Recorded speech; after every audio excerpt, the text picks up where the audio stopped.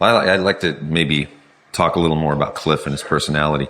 Yeah, Cliff was certainly a one-of-a-kind person, very secure in himself and who he is, what he likes doing, what he likes listening to, his surroundings, whatever it was. I don't know what made him so secure of himself. He must have grown up with just really, supportive people around him.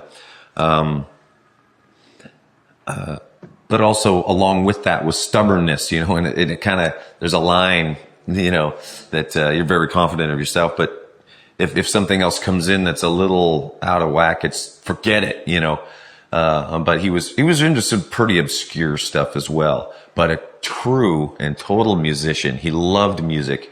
He was probably the only one in the band that had studied music properly, going to music classes, studying theory.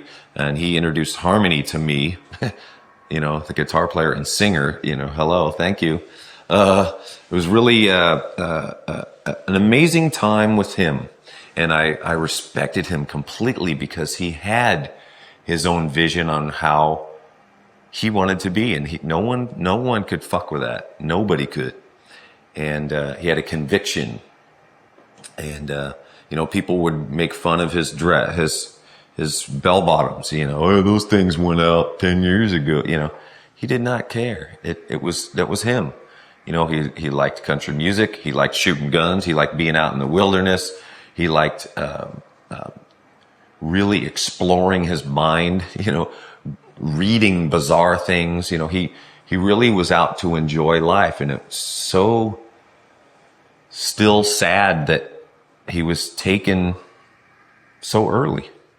At such a young age. He had so much strength, and I still feel that. I still have these dreams about Cliff and that he's just appeared again. He showed up in our dreams saying, or in my dream saying, hey, how's it going? And I said, where have you been?